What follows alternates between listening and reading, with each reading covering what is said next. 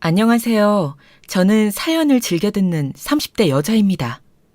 사연을 듣기만 하다가 이렇게 사연을 보내려고 하니까 두근거리네요. 시작은 좋지 않은 일이지만 결국에 복수에 성공했으니 좋은 일이라고 생각해서 사연을 보내게 되었어요. 저와 비슷한 상황에 놓인 분들께서 혹시나 희망을 버리지 말고 꼭 복수할 수 있도록 모두 좋아요와 구독 한 번씩 눌러주시고 들어주시면 감사하겠습니다. 저희 아빠는 강남에서 크게 고깃집을 하십니다. 저희 아빠가 직접 개발하신 고기 맛으로 주변 사람들에게 인정을 받았죠. 그래서 사람들에게 소문이 났고 강남에서 저희 고깃집을 한 번도 안 와본 사람은 있어도 한 번만 오는 사람은 없을 정도로 그렇게 매니아층이 많은 고깃집이죠. 그런데 그 레시피를 개발한 저희 아빠가 그만 출근길에 교통사고로 돌아가시게 되었습니다. 저는 결혼한 지 3년 차였고 남편 직장 때문에 아빠랑 멀리 떨어져 살고 있었습니다. 대전에서 강남까지 그래도 기차를 타니 1시간 반 만에 오긴 하더라고요. 남편도 저희 아빠가 돌아가셨다는 소식을 듣고 부랴부랴 기차를 타고 올라왔습니다. 차가 막히면 더 늦기 때문에 저는 이렇게 갑자기 저희 아빠가 제 곁을 떠나실 거라고는 정말 생각도 못했습니다.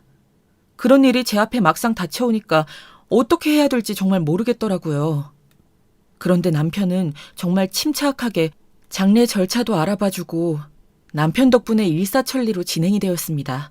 저는 아빠를 잃었다는 슬픔에 제대로 대처하지 못하고 있었는데 옆에서 침착하고 꼼꼼하게 저 대신 장례를 준비해주는 남편의 모습에 참 든든하고 고마웠습니다. 여보, 나 너무 사실 아직도 믿기지가 않아. 우리 아빠 어떡해? 엄마 먼저 보내고 혼자서 나 키우시느라 고생만 하셨는데 이렇게 효도도 못했는데 벌써 가셨어. 나 진짜 앞으로 어떻게 살지? 자신이 없어. 효주야, 지금 네가 많이 놀라고 충격을 받아서 그래. 내가 필요한 절차는 다 준비해뒀으니까 너무 걱정하지 마. 장인어른께서도 효주 네가 그렇게 망연자실하고 슬퍼하는 모습만 보이는 걸 원치 않으실 거야. 천천히 추스르고 나와. 내가 조문객들 맞이할 테니까. 여보가 아니었으면 나 진짜 어쩔 뻔했는지. 정말 고마워. 난 아빠를 보내드릴 준비가 아직 안 된 것 같아. 그런 준비가 다 된 사람이 어디 있겠어. 순서 없이 우리도 언젠가는 장인어른과 같은 길을 갈 거야. 다만 조금 일찍 가신 거지. 먼저 가신 장모님이 참 보고 싶으셨을 거야. 그러니 너무 슬퍼하지 마, 여보. 정말 고마워, 여보. 나 여보 봐서라도 힘 내볼게. 나 대신 이렇게까지 해줄 수 있는 사람 정말 세상에 당신뿐일 거야. 그래, 여보. 효주야, 지금은 우리 장인어른만 생각하자. 남편 덕분에 장례를 무사히 치를 수 있었고 저는 혼절할 뻔했던 정신을 다시금 부여잡을 수 있었습니다. 시어머니와 시아버지께서도 와주셔서 자리를 지켜주셨고 저는 인사를 드리고 다시 들어오려고 하다가 우연히 이야기를 듣게 되었습니다. 들어서는 안 될, 아니죠. 꼭 들었어야 할 이야기를. 다행히 들은 거라고 해야겠네요. 예, 새아가 얼마나 상심이 크니. 아이고, 불쌍한 거. 외동이라 형제자매도 없이 하나 남은 사돈어른까지 이렇게 빨리 가시다니. 효주야, 우리가 네 엄마 아빠나 다름없지 않니? 너무 상심 말고 사돈어른 잘 보내드리자. 어머님, 와주셔서 감사합니다. 그 어떤 말보다 더 위로가 되네요. 아빠가 떠나셨지만 저에게는 어머님, 아버님이 계시니까 혼자가 아닌 게 맞네요. 너무 감사합니다. 아빠 잘 보내드리는 데에만 집중할게요. 그래, 아가. 너무 걱정하지 말고. 사돈어른께서는 좋은 곳으로 가실 거다. 먼저 간 사부인가 그동안의 회포를 푸시겠구나. 너한테는 나랑 집사람이 있으니 너무 적적해 하지 말고. 아우, 그나저나 지금까지 한잠도 못 잔 거 아니냐? 우리가 여기 있을 테니 조금이라도 눈 붙이렴. 그래, 여보. 지금까지 계속 못 쉬고 밥도 못 먹었잖아. 이러다 여보가 먼저 쓰러지겠어. 조금이라도 눈 붙이고 와. 잠이 오진 않더라도 누워라도 있다가 오는 게 어떨까? 어차피 잠이 오지도 않을 텐데. 나 괜찮아. 정말이야. 괜찮아요, 어머님, 아버님. 걱정해 주셔서 감사해요. 그래도 자리는 지키는 게 맞는 것 같아요.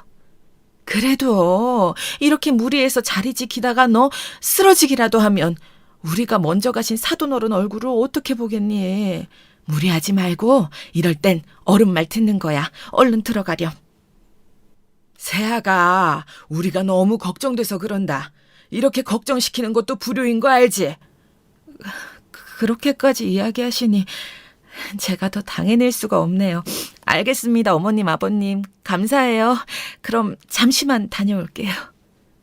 잠도 오지 않았고 슬픔에 잠겨 누워도 불편하기만 할 것 같았지만 하도 시아버지, 시어머니, 남편이 모두 저에게 쉬라고 그러시는 바람에 잠깐이라도 누워있을까 하고 들어가 있었습니다. 그런데 5분이 지나도 10분이 지나도 몸이 편하기는커녕 마음이 그래도 내키지 않아서 다시 나와봤는데 그런 이야기를 듣게 될 줄은 정말 상상도 못했습니다. 저는 정말 마치 못에 박혀 벗어나지 못하는 사람처럼 계속해서 제가 들은 내용이 맞나 의심하게 되었습니다. 어떻게 저희 아빠 장례식에서 이런 더러운 이야기를 주고받으실 수가 있는 건지 그때만 생각해도 아주 치가 떨려옵니다. 제가 듣고 있다는 사실은 전혀 모르는 눈치였습니다. 하긴 그러니까 이런 이야기를 할 수 있었던 거겠죠. 사돈어른 유산만 얼른 받고 전연 빨리 처리해라. 그게 여러모로 우리 집에 가장 필요한 일 아니겠니? 아유, 장례식은 왜 이리 시간이 안 가나 참. 네, 당연하죠. 장인어른 재산 때문에 제가 효주를 선택했던 거잖아요. 그나저나 저 완벽히 해낸 거겠죠? 저 사실 쫄려요, 엄마. 너는 누굴 닮아서 그렇게 간이 콩알만 하니? 하여간 지 아빠를 닮아가지고 그래서 우리가 계획에서 너희 아빠를 뺀 거잖니. 저 양반은 알았으면 난리를 칠 양반이지. 표정도 못 숨겨서 금방 들통날 테고. 아무리 생각해도 빼고 일 처리하길 잘했어. 지금도 봐봐. 속도 좋지. 저러고 조문객이나 받고 있지 않냐? 그래도 아버지가 조문이라도 해주시니까 우리가 지금 이런 이야기를 맘 편히 할 수 있잖아요. 장인어른한테는 죄송한 일이지만 애초에 유산 노리고 결혼한 거였으니까 옳은 수순이라고 생각해야겠죠. 니네 형이 우리 집 재산만 그렇게 안 날려먹었어도 네 첫사랑이라는 연지랑 내가 진작 결혼 승낙했지. 니네 형이 날린 우리 집 재산 메꾸려면 이 방법밖에 없었잖니. 네가 다행히 효주를 잘 꼬셔서 망정이지 3년이면 많이 참았다. 그동안 제가 얼마나 힘들었는진 알아주셔야 해요. 저는 하루빨리 우리 연지한테 하루라도 빨리 달려가고 싶다고요. 효주 보기도 사실 미안하고요. 사람 마음 이용한 것 같아서. 이제 와서 그런 쓸데없는 소리. 연진의 어머니 많이 아프시다며. 그거 부양하려면 일단 우리 집에 빚은 없애야 될 거 아니냐? 이건 처음부터 정해져 있던 거야. 3년 살다 보니 왜? 효주한테도 정이 가디? 아니요. 그것보다는 사람 대 사람으로 미안해서 그러죠. 내가 장인어른 재산 노리고 접근한 건 꿈에도 모를 텐데. 이제 와서 착한 척할 생각은 마라. 뭔 놈의 쓸데없이 정만 많아가지고. 정이고 뭐고 일단 사람이 살만해야지. 넌 연지한테 돌아갈 생각만 해. 그래야 다른 맘 망가지지. 너도 결국 연지한테 돌아가기 위해서 이런 일을 벌인 거 아니야. 다 순리대로 가는 거야, 순리대로. 알겠어요. 마음 단단히 먹을게요. 수철이랑 당신 여기서 뭔 이야기를 그렇게들 하고 있어. 여기 수철이 네 직장 동료들 왔다. 가서 안내해라. 당신도 뭐하고 있어요. 이리 와서 좀 도와줘요. 알겠어요. 하여간 저 눈치 없는 인간. 이 더러운 대화 내용을 듣고 이성을 잃어 당장 뭐라고 할 뻔했는데 아무것도 모르시는 시아버지가 남편과 시어머니에게 다시 조문객들 응대를 도우라고 하는 바람에 나서지도 못했습니다. 대신 그 바닥에 주저앉아 넋나간 사람처럼 계속 바닥만 바라보고 있었습니다. 저는 이제 어떻게 해야 되는 걸까요? 절 만나기 전 오래 만난 사람이 있다는 건 알고 있었지만 그 연지라는 여자에게 돌아가기 위해서 저랑 결혼했다니 무려 지금까지 3년 동안 절 속인 제 남편을 저는 용서할 수 없었습니다. 저를 철저하게 돈으로 보는 시어머니, 저희 친정아빠의 장례식에서 어떻게 이런 말들을 나눌 수 있는 건지 하늘이 무섭지도 않은 사람들이더군요. 여러분들께서 저라면 어떻게 하셨을 것 같나요? 당장 달려가 조문객들 앞에서 멱살을 잡았어야 할까요? 저는 너무 놀라서 그럴 힘도 나지를 않더라고요. 사람이 너무 놀라면 오히려 꼼짝달싹 못한다고 하잖아요. 저는 딱 그런 상황이었습니다. 저희 아빠는 정말 사고로 돌아가신 게 맞는 걸까요? 그것마저 의심이 되기 시작하더라고요. 대화 내용을 천천히 저는 다시 곱씹어보기 시작했습니다. 완벽히 해낸 거 맞겠죠? 라고 시어머니에게 되묻는 남편의 말이 생각났습니다. 무엇을 완벽히 해냈다는 걸까요? 설마 우리 아빠의 교통사고가 우연이 아니라면, 그걸 조작한 거라면 정말 저는 남편을 어떻게 해야 되는 걸까요? 이런 고민을 하고 있는데 검사 사촌 오빠가 조문을 왔더라고요. 그래서 검사 사촌 오빠에게 이 기막힌 일을 털어놓을 수 있었습니다. 검사 사촌 오빠가 그 타이밍에 온 건 아마 억울하게 돌아가신 저희 아빠가 보내신 것 같아요. 그렇지 않고서는 이럴 수 없지 않을까요? 오빠, 와줘서 고마워요. 정말 딱 맞춰 와준 것 같은데 오빠한테 해야 할 이야기가 있어요. 저 정말 어떡하죠? 너무 무섭고 미칠 것 같아요. 그래, 효주야. 며칠 사이에 정말 수척해졌구나. 좋은 곳 가셨을 거야. 할 말이란 게 뭔데? 너 표정이 왜 이렇게 안 좋아? 오빠, 우리 아빠가 억울하게 돌아가신 걸 수도 있어서요. 잠시 이리로 남편이랑 시어머니가 모르게 이야기해야 돼서요. 잠시만요. 와주세요. 뭐? 억울하게 돌아가셨다고? 좀 더 자세히 말해봐. 사고로 돌아가신 게 아니란 말인 거니? 그게 정말이라면 이렇게 가만히 손 놓고 있을 시간이 없어. 얼른 이야기해봐. 힘들겠지만 차분하게 하나하나 놓치지 말고 지금 이 상황에서든 모든 걸 의심하면서 날카롭게 봐야 해. 오빠, 말할게요. 저 사실 사기 결혼 당했어요. 방금 남편과 시어머니가 하는 대화를 우연히 엿들었거든요. 사기 결혼 당했다는 거. 이렇게 우리 아빠 장례식에서 그 사실을 알게 될 줄은 꿈에도 몰랐지만요. 남편은 저랑 결혼한 이유가 바로 우리 아빠 재산 때문이더라고요. 정말 무서웠어요. 남편이 절 속이고 결혼했다는 게, 아빠 돈을 가로채려고 했다는 게, 시어머니랑 짜고 3년 전부터 계획해온 것 같더라고요. 아직도 온몸이 떨리고 목이 메이네요. 저 이제 어떡하죠? 그게 사실이야? 지금 저렇게 조문객들 맞이하고 있는 저 사람들이? 내가 가만두지 않을 거야. 저 새끼 저것도 남편이라고 시어머니랑 같이 짜고, 사람 새끼가 할 짓이 아니지. 잠깐만요, 오빠. 잠시만요. 아직요. 장례식장에서 이럴 순 없어요. 심지어 남편은 저 몰래 첫사랑 연지라는 사람이랑 아직도 만나는 것 같더라고요. 더 중요한 건 우리 아빠가 사고로 죽은 게 아닐 수 있다는 거예요. 남편이 완벽하게 처리한 건지 걱정이 된다고 했거든요. 이거 단순 교통사고 아닌 것 같아요. 우리 아빠 차 타기 전에 혹시 남편이 무슨 짓을 한 건지 지금 당장 CCTV라도 확인해야 될 것 같아서요. 그래, 일단은 침착하는 게 좋겠다. 장례식장이니까 여기에서 소란을 피울 순 없지. 그래서도 안 되는 거고. 알겠어. 내가 한번 알아볼게. 대한민국에 CCTV가 얼마나 많은데 차 사고 나는 것 이외에 동선 따라가면서 CCTV 확인해보면 분명 덜미가 잡힐 거야. 단순 교통사고로 처리되면 너희 남편이나 고모부 동선까지 경찰들이 체크하지는 않을 테니까. 맞아요. 이건 단순 사고가 아니에요. 그래서 증거 확보 좀 부탁드릴게요. 오빠한테 이렇게 어려운 부탁을 드리게 돼서 정말 미안해요. 그런데 지금 제가 믿을 사람이, 부탁할 사람이 검사인 오빠밖에 없어서 그래요. 정말 꼭 좀 부탁드릴게요. 아니야, 이게 우리 일인데 뭘. 고모부 떠나시는 길 외롭지 않게 네가 꼭 여기서 자리 지켜. 지금은 당장 너한테 어떻게 못할 거야. 정말 고모부가 단순한 교통사고로 돌아가신 게 아니라면 내가 내일이라도 당장 네 남편이랑 시어머니 수갑차게 해줄게. 조금만 기다려. 네, 고마워요, 오빠. 오빠만 믿고 있을게요. 사촌 오빠가 검사여서 정말 얼마나 다행이었는지 모릅니다. 바로 수사 들어가겠다고 이야기해주는데 정말 안심이 되었습니다. 제 옆에서 3년 동안 거짓말로 저를 구워 삶은 남편을 제대로 쳐다볼 자신이 없더라고요. 그래서 다시 쉬는 곳으로 돌아가서 쉬는 척을 했습니다. 제가 이야기를 들었다고 생각하고 혹시나 증거를 인멸하려고 하면 안 되는 거니까요.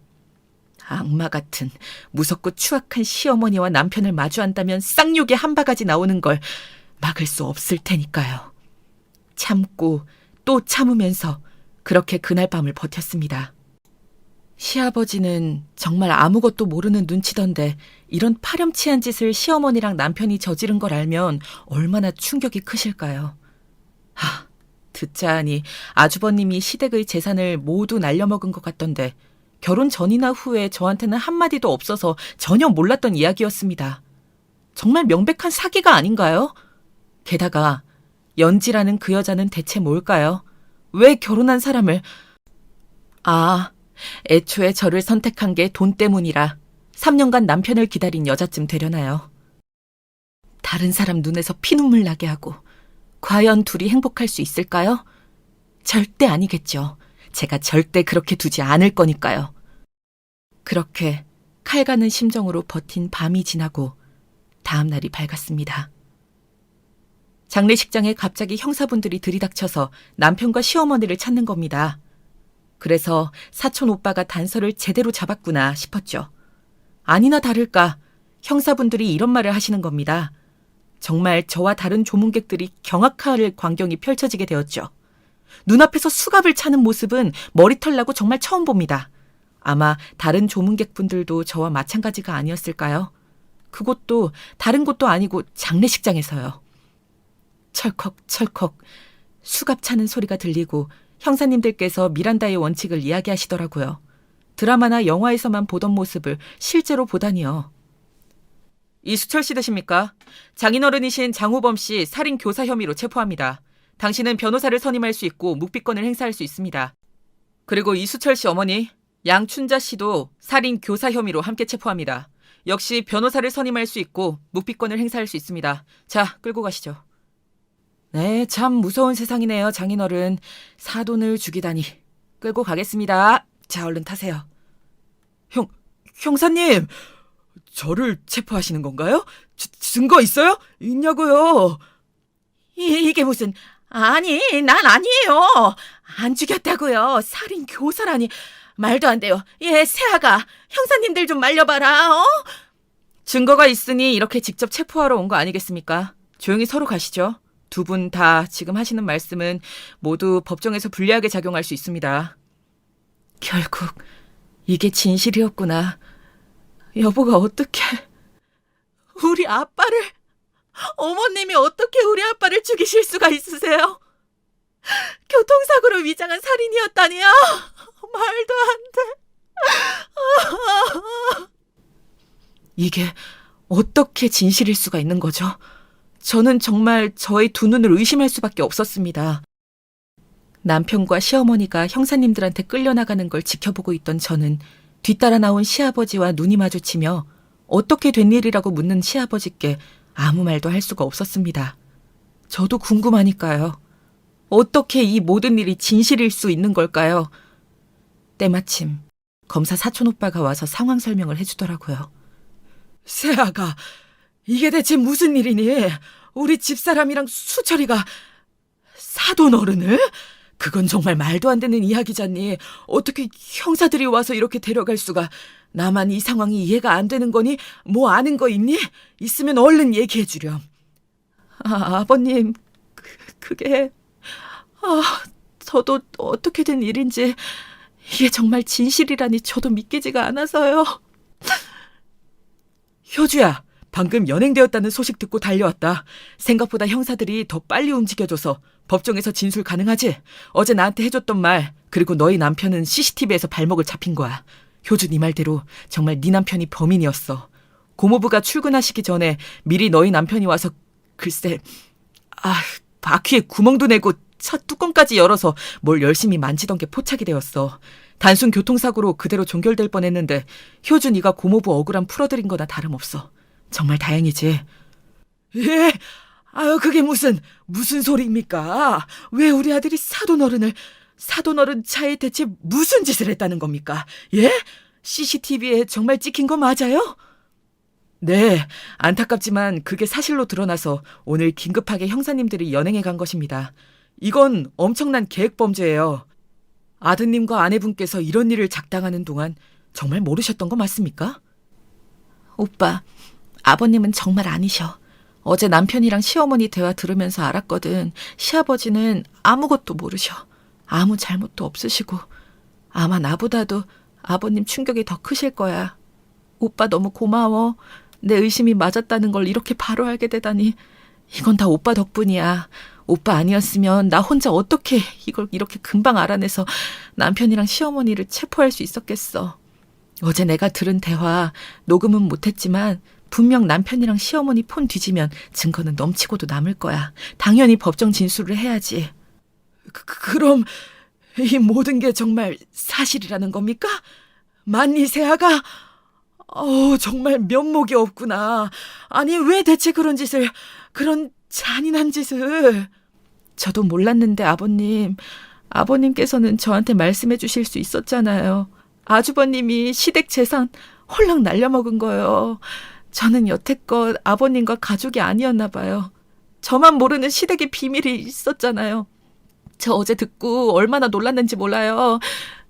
그 날려먹은 재산 때문에 우리 아빠 재산을 노리고 수철 씨가 저한테 일부러 접근한 거였다고요, 아버님. 저는 이제 어떻게 살아가야 할까요? 어떻게 살 수 있을까요?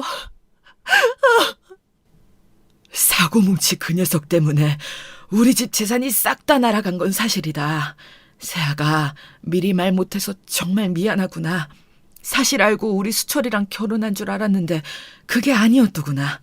그래서 세아가한테 우리 집에 대해 제대로 말해줘야 되지 않겠냐고 했더니 수철이랑 집사람이 극구 말리더구나. 알아서 좋을 건 하나도 없다면서 말이지. 그랬어도 내가 너한테만큼은 이야기해줬어야 하는데 정말 미안하구나. 이미 늦었잖아요, 아버님. 상황을 보세요. 그것만 제가 알았어도 수철 씨한테 넘어가는 일은 없었을 거예요. 수철 씨가 저희 아빠를 죽게 만드는 일도 없었을 거고요. 지금 일어난 거 우발적인 것도 아니고 철저히 계획된 살인이잖아요. 내가 그동안 정말 잘못했구나. 내가 대신 사과하마. 정말 미안하다, 세아가. 용서하라는 말은 못하겠구나. 내가 정신 못 차린 두 사람이 꼭 벌받고 죗값 치르고 나올 수 있게 할 거다. 정말 미안하구나. 당연히 그래야죠. 조금만 더 일찍 알았더라면 우리 아빠가 돌아가실 일도 없었을 텐데. 이 원통함은 대체 누구한테 원망해야 하는 걸까요?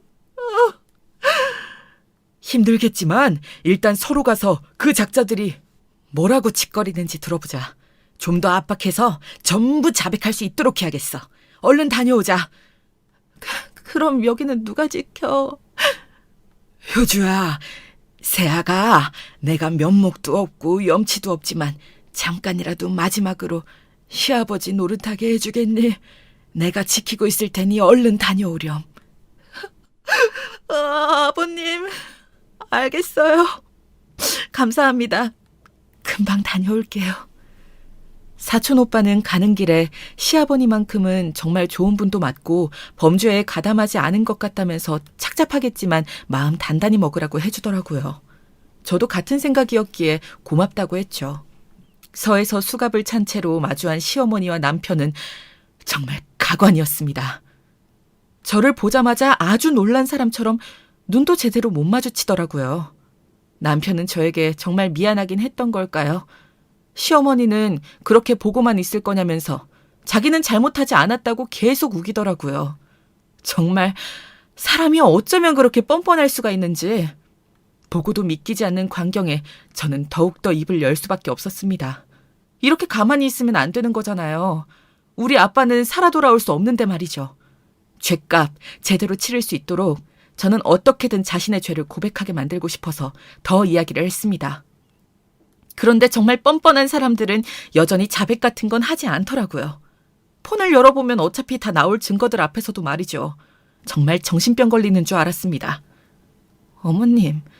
어머님께서 죄가 없으시다고요? 저 어제 그 대화 다 듣고 신고한 건데. 모르셨나 봐요. 하긴. 그럼 어떻게 하루아침에 갑자기 형사들이 들이닥쳐서 체포된 건지 앞뒤가 안 맞았을 텐데.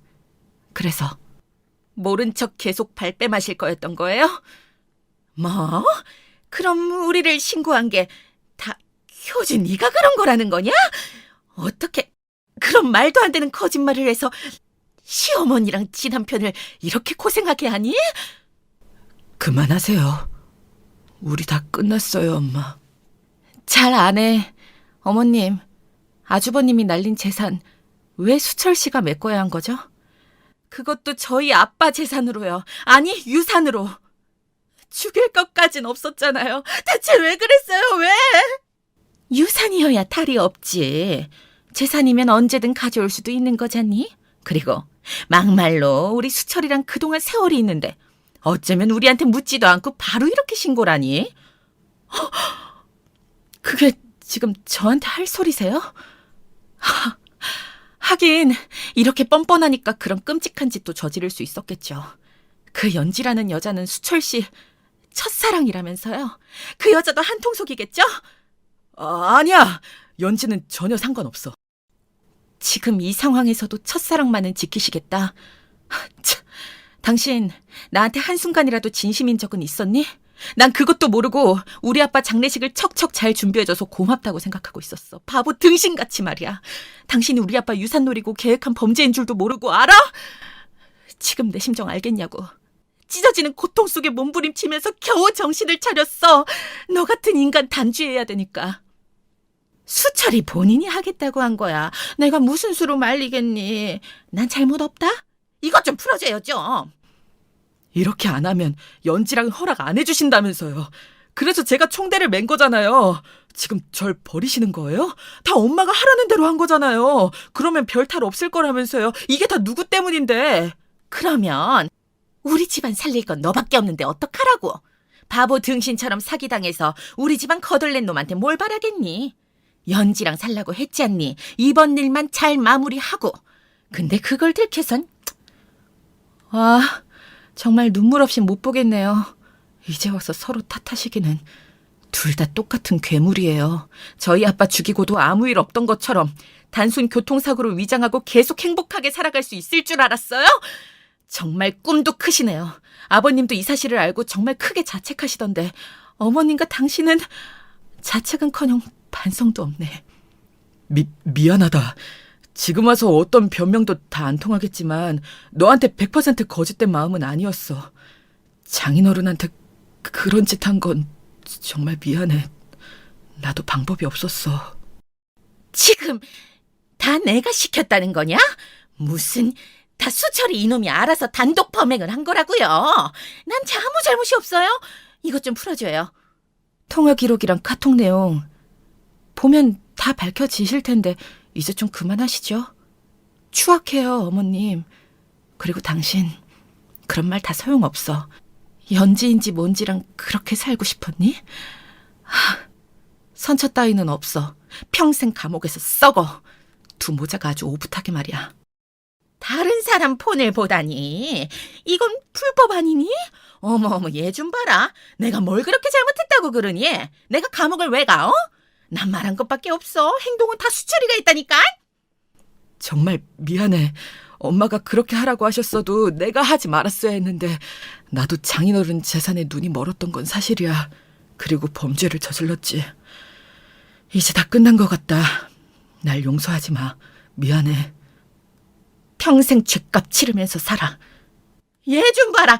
난 아무 잘못이 없다고. 너희 아빠 돌아가신 건 안타깝지만 그게 우리 잘못은 아니라고 몇 번을 말하니 우리 수철이가 그랬든 아니든 난 모른다니까.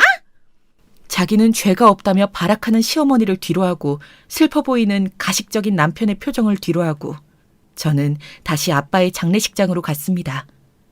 아무것도 모르고 남편에게 고마워했던 제가 정말 바보 멍청이 같더라고요. 어떻게 이런 일이 있을 수 있을까요? 아빠께서 저한테 그 대화를 엿듣게 하신 건 아닐까요? 정말 억울해서 더는 속지 말라고 말이죠. 검사 사촌 오빠 덕분에 수월하게 남편과 시어머니를 벌할 수 있었지만 아직도 저는 그때 그 일만 생각하면 숨도 잘 쉬어지지가 않습니다. 가족끼리, 아니 가족을 빙자한 사기에 살인까지. 죄질이 정말 나쁘잖아요. 저희 아빠가 다시 살아 돌아오실 수만 있다면 어떤 짓이든 할 수 있는데 세상에는 우리 아빠를 다시 살려낼 방법이 없습니다. 여러분이 저라면 어떻게 하실 건가요? 죄인들은 감방에 가서 죗값을 치르고 있습니다. 시아버지는 봉사단체에 들어가서 없는 듯 살고 있고요. 저는 아빠의 고깃집을 이어받아서 아빠의 빈자리가 티나지 않게 열심히 일상을 살아가고 있습니다. 시어머니가 남편에게 살인을 사주하는 내용이 다 밝혀졌거든요. 카톡도 참 착실히 주고받았고요. 남편은 우리 아빠를 사고사로 위장하기 위해서 어떻게 계획하고 실행할지 낱낱이 시어머니한테 보고했거든요. 그 증거가 그대로 있는데 어떻게 끝까지 자기는 죄가 없다고 할 수가 있는지 뻔뻔한 시어머니에 또 한 번 놀라게 되었습니다. 저는 도저히 안 되겠어서 남편의 첫사랑이라는 연지라는 그 여자를 수소문했습니다. 수소문해서 찾아갔죠. 남편과 시어머니의 파렴치한 범죄와 본인 때문에 우리 아빠가 억울하게 돌아가셨다는 이야기를 하기 위해서였습니다. 죗값도 치르고 있고 그런 남자를 사랑한 것을 평생 후회하게 만들어주고 싶기 때문이었죠. 유현지 씨, 혹시 저 아시나요? 제가 이수철 씨랑 3년간 살았던 사람이거든요. 잘 알고 있어요. 저한테는 무슨 일로 찾아오신 거죠? 혹시 수철 씨한테 무슨 일 생긴 건가요? 저는 수철 씨한테 뭘 요구하거나 하진 않았어요. 뭘 묻고 싶으신 건진 잘 모르겠지만. 그걸 정말 몰라서 물어요? 정말 모르는 거야 아니면 모른 척 하는 거야. 이수철 씨랑 시어머니가 감방에 있는 거 정말 몰라요? 그럼 말해줘야겠네. 이수철, 살인자야. 그렇게 만든 사람은 바로 당신이고 알아요? 그래서 계속 연락이 안 되었던 거군요. 저는 정말 몰랐어요. 수철 씨가 아내분이랑 헤어지고 다시 올 때까지 기다려달라고 해서 그렇게만 하고 있었고, 저는 보시다시피 저희 아픈 엄마 간호하느라 한시도 허투루 쓸 수 없는 사람이라고요.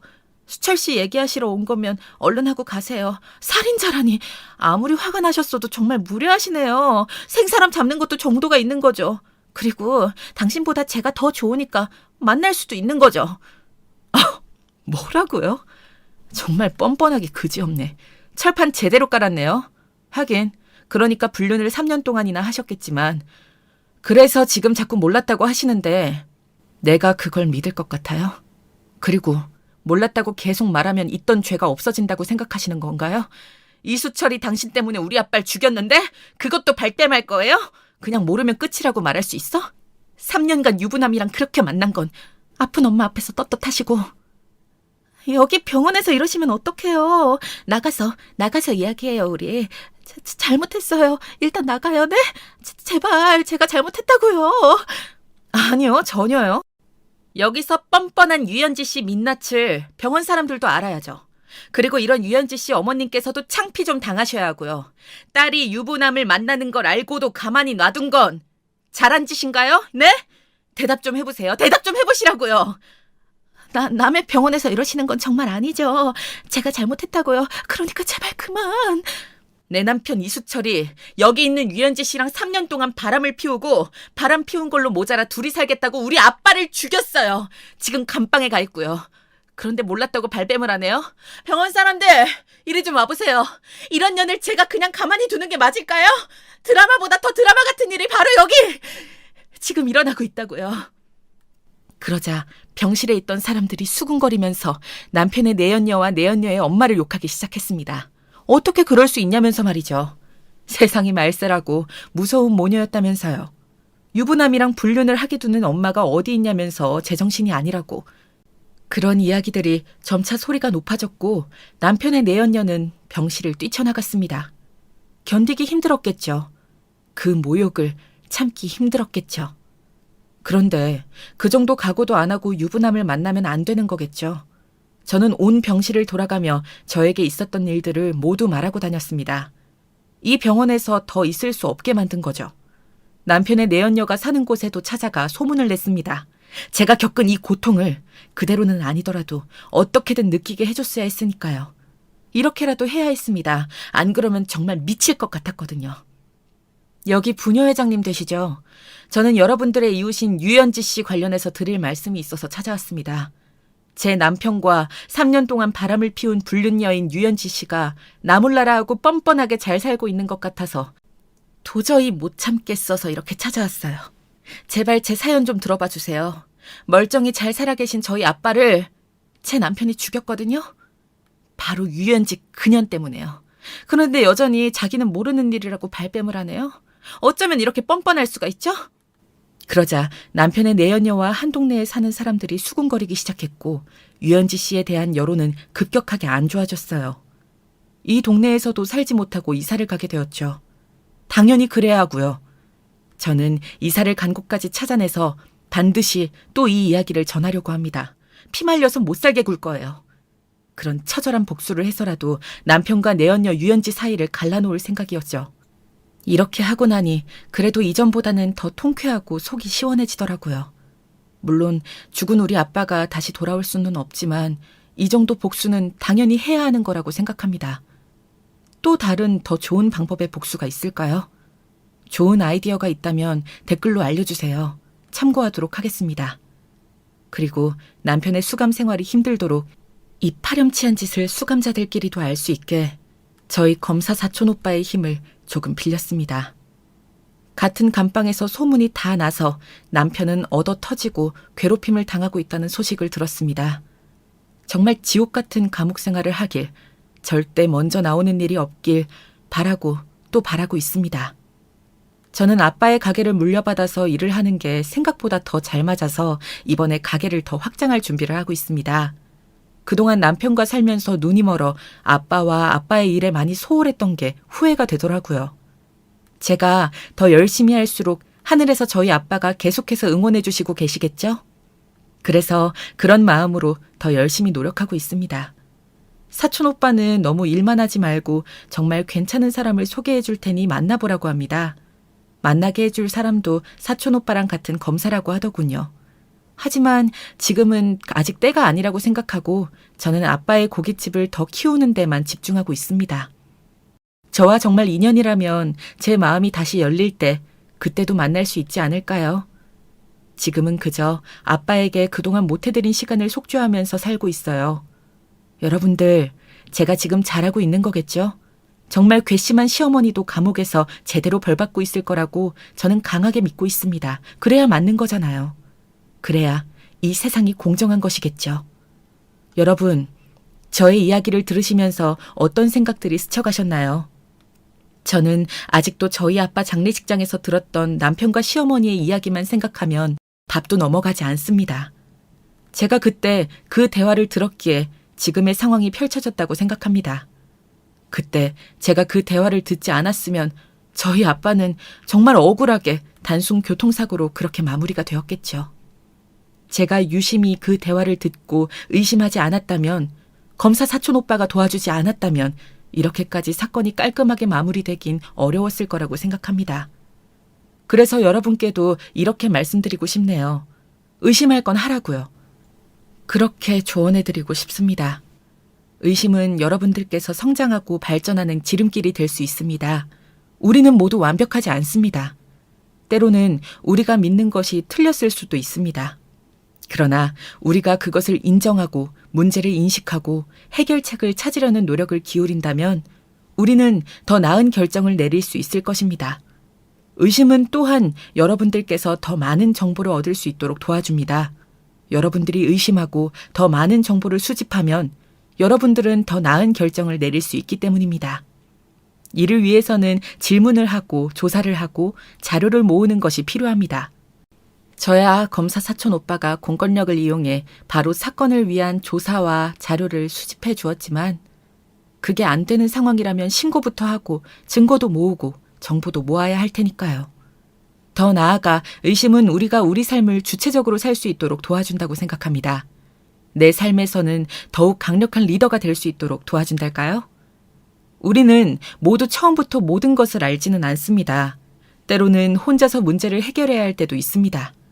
그러나 의심을 가지고 문제를 인식하고 적극적으로 대처하면서 우리는 더욱 강력하고 효과적인 리더가 될 수 있습니다. 저는 결국 남편과 시어머니를 감방에 보내는 것에서 끝나지 않고 정말 남편의 내연녀가 이 내용을 몰랐는지 범죄 계획에 가담했는지 의심을 했습니다. 끝까지 의심했고 찾아갔기에 내연녀에게 남편과 저 몰래 3년간 불륜을 저지른 것에 대해 온 사람들에게 소문나게 얼굴도 못 들고 다니게 할 수 있었죠. 저는 그런 복수를 하는 힘이 그런 의심 하나도 놓치지 않으려는 처절한 마음에서 왔다고 생각합니다. 여러분, 냉철해지셔야 합니다. 모든 것을 의심하고 정말 그냥 넘어가서는 안 됩니다. 어떤 이야기라도 어떤 단서라도 그냥 여러분에게 닿는 것은 아닐 것이기 때문입니다. 의심은 또한 여러분들이 더욱 경계심을 가지도록 도와줍니다. 우리는 모두 인간이기 때문에 때로는 우리의 판단력이 흐려질 수 있습니다.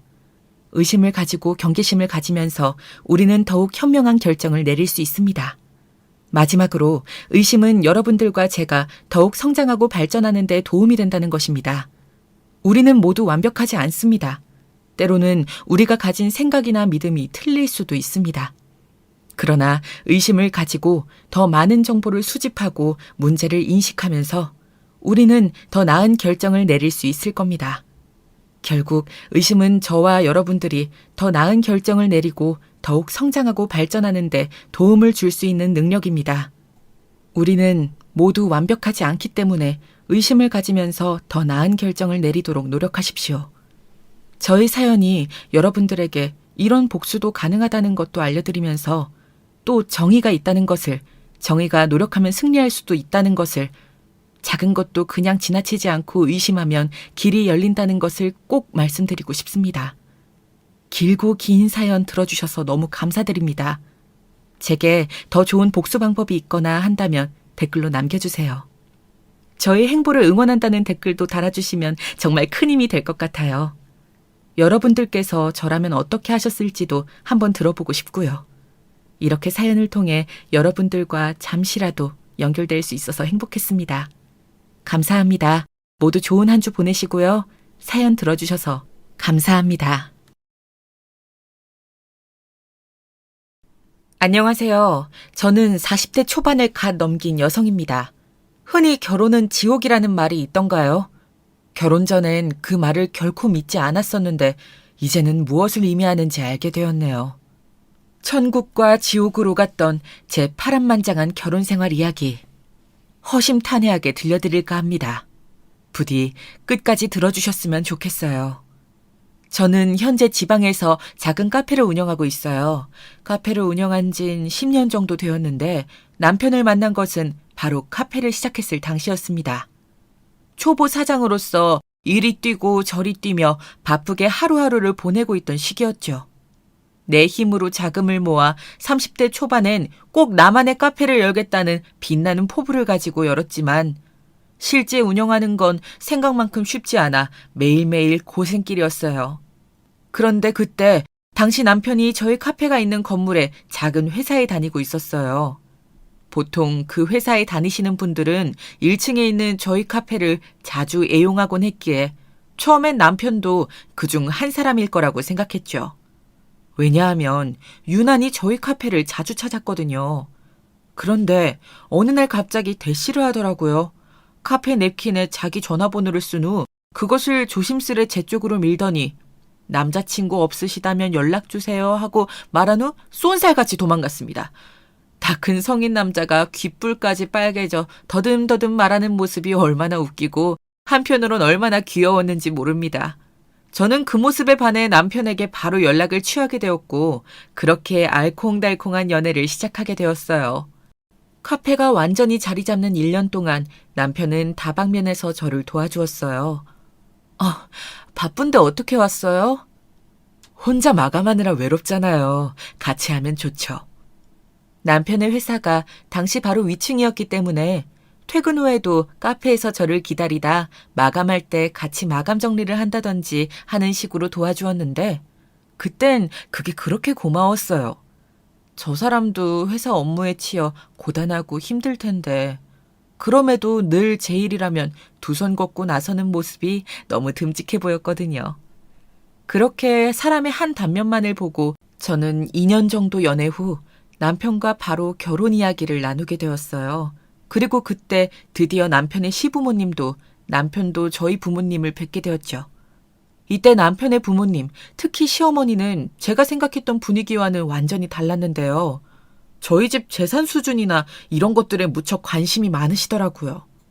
시어머니가 유독 반응한 부분은 저희 부모님이 시골에 사신다는 점이었습니다. 아니, 그러니까 부모님이 시골 깡촌에 사신다고? 깡촌은 아니고요. 그게 그 말이지 뭐니? 난 듣도 보도 못한 이름인데 어머머 세상에 어떻게 그런 곳에 사신다니 불편하지도 않으신가? 근데 시골 그런 구석에 사신다면 돈 나올 구석은 없겠구나. 너 결혼할 때 돈 얼마 갖고 올 거니? 친정에서 얼마나 지원해 주신대니? 네? 사람이 너무 당황스러우면 오히려 할 말을 멈추고 되묻게 되더라고요. 대놓고 얼마 지원해 줄 거냐 묻는 말에 저는 제가 모아놓은 자금의 1,000 정도 보태주신다고 솔직하게 말씀드렸습니다. 그랬더니 바로 시어머니 표정이 험악해지더라고요. 그러면서 혼잣말로 다 들리게 중얼중얼 거리시더라고요. 이거 큰일 났네, 큰일 났어. 카페도 문이 쬐끄만해서 근근히 먹고 사는 수준이겠더만. 내 아들 등골 휘어지겠네, 휘어지겠어. 아유, 이제 와서 반대할 수도 없고 말이야. 집이 그래도 좀 살아야 봐줄만 할 텐데. 시댁이 뛰어나게 부유하다면야 저도 할 말이 없겠어요. 그런데 시댁은 그저 서울에 사는 평범한 중산층 가정이었어요. 시어머니는 작은 사업체를 운영하시는 시아버지 옆에서 평생을 가정주부로 사신 분이셨고요. 그러니 저도 슬슬 화가 나더라고요. 어머님, 초면에 말씀이 너무 지나치신 것 같은데요. 엄마, 왜 이래 정말. 내가 이러지 말라고 그랬잖아. 그만해. 며느리 앉혀두고 뭐 하는 거야. 정말 쪽팔려 죽겠네. 가자, 지연아. 남편이 거의 저를 강제로 끌고 나가다시피 하지 않았다면 아마 제가 시어머니와 한판 붙었을지도 모르겠는데요. 그만큼 너무 놀라고 당황스러워 이런 시어머니가 현실에 존재할 수 있는지 한참을 곰곰이 생각해봐야 했답니다. 사실상 시어머니 이야기는 오늘 사연의 하이라이트나 다름없으니 이 이야기는 기회가 된다면 나중에 자세히 들려드리는 걸로 하고요. 먼저 결혼 전 진행되었던 상견례부터 말씀드릴게요. 저희 엄마와 아빠는 당시 시골에서 시부모님께서 직접 서울에 잡아놓은 상견례 장소까지 차를 몰고 올라오셨어요. 아무래도 장기간 운전을 한지라 엄마와 아빠 모두 피곤하신 상태였을 텐데도 첫째 딸 시집 보낸다 생각하니 그저 떨리는 마음뿐이라며 저를 다독여 주셨어요. 딸만 둘 있는 저희 집에서 제가 처음 시집을 가는 거였거든요. 엄마는 너무 긴장을 해서 그런지 곱게 하신 화장마저 살짝 들뜨셨더라고요. 그런데 그런 엄마와 아빠의 얼굴을 처음 본 시어머니의 첫마디가 너무나 무례했습니다. 아니, 안색이 왜 그러세요? 하얗게 질린 게 꼭 달걀 귀신 같으시네. 설마 서울까지 직접 운전해 오셨어요? 이런 날에 돈 아끼지 마시고 택시라도 잡으시지. 아이고. 단순히 걱정이라기보단 정도가 지나친 말이었는데요. 찌푸러지는 제 인상과는 달리 엄마는 당황해하지 않으시고 오히려 여유로운 미소로 화답하셨어요. 저희가 어제 너무 떨려서 잠을 설쳤더니 안색이 좀 그런가 봐요. 걱정 감사합니다, 사부인. 그나저나 우리 지연이를 이런 좋은 집안에 시집 보내게 돼서 너무 마음이 놓이네요. 사부인은 지연이 말 맞다나 너무 고우세요. 굽긴요. 쭈글쭈글해져서 영 보기 싫은 외모인데요. 어쩐지 시어머니 말투는 툴툴거리는 말투였고 덕분에 분위기는 불편하게 가라앉아 버렸습니다. 그러다 시골에 대한 이야기를 하며 그 분위기를 더 냉수 끼얹은 듯 가라앉히시더라고요. 그나저나 제가 아들한테 살짝 듣기론 시골에 사신다고 들었는데 오시기 힘드셨겠어요. 근데 거기 살만은 한가요?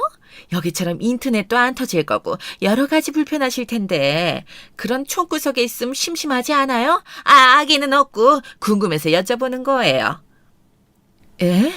아니에요. 저희는 한평생 도시에서 일만 하며 살아 그런지 여기가 더 한적하고 마음이 좋아요. 일부러 전원 생활을 선택한 걸요. 여기서도 농사 짓고 해마다 바뀌는 풍경 보는 게 별미랍니다. 소똥 냄새만 한가득이지. 위생도 안 좋고 병원 다니기도 불편하세요. 생활 수준이 여기에는 완전히 다른데 사람들이 괜히 서울로 올라오려 하겠어요? 난 냄새만 맡아도 싫던데. 아니, 그런데 이게 무슨 냄새지? 어디서 이상한 냄새가 나는 것 같네? 그러다 일이 터졌는데요. 시어머니가 갑자기 어디서 이상한 냄새가 난다며 저희 엄마와 아빠 쪽을 계속 흘끔거리시는 겁니다. 음식이 걷어지고 디저트가 나올 때까지 내내 그 말씀을 했어요. 당시 화려한 장신구를 주렁주렁 달고 온 시어머니와 다르게 저희 엄마와 아빠는 깔끔하지만 단정한 차림으로 참석하셨는데요. 그게 마치 빈곤의 상징이라도 되는 것처럼 저희 부모님에게서 시골 구석 냄새가 난다는 식으로 행동하시는데 어이가 없어 제가 한마디 거들었어요. 어머님, 아무 냄새도 안 나는데 자꾸 무슨 말씀이세요? 맞아, 엄마, 왜 그러세요? 아무 냄새 안 나는데 심지어 비염까지 있으셔서 냄새도 잘 못 맡으시는 분이? 아니, 그럼 내가 거짓말이라도 한다는 거야? 냄새가 나니 난다고 하지. 당신 그만해. 상견례 자리에서 뭐 하는 거야? 냄새가 난다고 벅벅 우기시는 시어머니 덕에 시아버지까지 나서셔선 무슨 말이냐며 큰 소리를 벌컥 내셨고 그제야 시어머니는 움츠러드는 기세였습니다. 이 분위기는 마치 시어머니 측에서 대놓고 저를 반대하는 것과 다름이 없었어요. 저희 엄마와 아빠 역시 그걸 눈치채고 기분이 퍽 안 좋아지셨고요.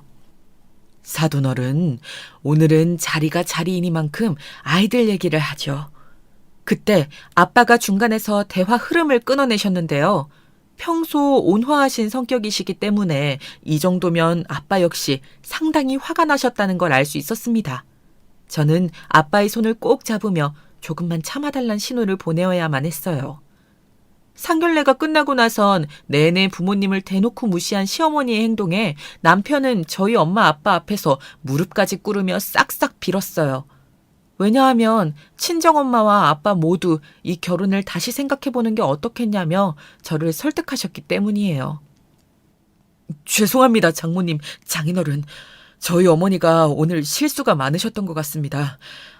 제가 미리 중재를 잘했어야 하는데 다음번엔 절대 이런 일이 생기지 않도록 하겠습니다. 오늘 사부인 행동이 지나쳤던 건 명백한 사실이라 내가 우리 딸아이 결혼식을 앞두고 많은 생각이 드네. 괜한 시집살이 시키시는 건 아닐지 말이야. 자네 무슨 말인지 알지? 그럼요, 장인어른. 제가 중간에서 절대 그런 일 없도록 할게요. 맹세합니다. 정말입니다. 장인어른, 장모님 정말 죄송합니다. 지연아, 미안해. 너한테도 할 말이 없다. 나도 많이 부끄럽고 민망해. 솔직히 상견례에서 시어머니가 보인 발언과 행동에 저도 결혼을 다시 한번 생각해봐야 하나 많은 고민이 들었지만 남편이 엄마와 아빠가 시골에 내려가신 후에도 제 마음이 혹여나 바뀔까 싹싹 빌었기에 저는 좀 더 이 사람을 믿어보기로 했습니다. 당시엔 어차피 결혼하고 나면 명절날이나 생신이 아니라면 볼 일이 없을 거라 생각했으니까요. 또 남편에 대한 사랑도 한몫했습니다. 그런데 결혼을 하자 이젠 물을 수 없다고 생각했는지 시어머니의 행동은 선을 넘기 시작했습니다. 예, 나다. 그래, 누구긴 누구야. 넌 네 시어미 목소리도 못 알아보니? 몰라본 게 아니고요, 어머님. 무슨 일 있으세요? 다른 게 아니고 내가 지금 너희 카페로 갈 테니까 커피 10잔 정도랑 디저트 고급진 거 비싼 걸로 세팅 좀 해놔라. 내 친구들 싹 데리고 갈 거니까. 네? 지금요? 어머님, 단체 손님은 지금 곤란한데요. 손님들이 이미 계셔서 자리가 나지 않을 것 같아요. 죄송해요. 자리가 나지 않으면 만들면 되지. 뭐가 문제야. 얼른 자리 안 만들어 놔? 이거 중요한 동창 모임이란 말이야. 내가 우리 며느리 소개시켜줄 겸 겸사겸사 니네 카페 매상도 올려주러 가는 건데 너는 애가 왜 이리 야박하니? 저를 소개시켜 주신다고요? 네, 알겠어요, 어머님. 갑작스러운 방문에 당황스러움도 잠시, 있던 손님들을 쫓아내고 자리를 만들라니 황당했지만 절 소개시켜 주시고 싶다는 시어머니의 말을 거스를 수는 없었어요. 얼마나 자랑하고 싶으셨으면 그러실까 해서 조금 기분이 좋기도 했지요. 그런데 막상 열댓 명의 친구분들을 데리고 카페에 도착한 시어머니는 저를 우리 며느리야 결혼식장에서 봤지? 얘들아 얼른 앉자 하며 바로 커피와 디저트부터 찾으시더라고요. 고급으로 준비했냐며 한 번 더 확인까지 하시고요. 시어머니의 집은 저희 신혼집에선 차로 30분 거리, 카페에서도 그 정도 거리에 위치해 있었는데요. 애초에 그리 멀지 않은 거리라 그런지 카페에 방문하시는 일이 잦았습니다. 매상을 올려주기 위한다는 명목으로 친구분들을 자주 데리고 오셨죠. 여기서 문제는 시어머니께서 친구들과 카페에 오셔서 5, 6시간을 죽치고 수다를 떨고 계시면 다른 손님들이 앉을 공간이 부족하고 또 카페 내부가 너무 시끄러워져 기존의 손님들이 떠나신다는 점이었습니다. 저에게는 손님 한 분 한 분이 중요한데 단골 손님마저 떠나니 불안해지더라고요. 어머님, 조금만 조용히 부탁드릴게요. 다른 손님들도 계셔서요. 저희 카페는 조용히 노트북 작업하시는 분들도 많아요.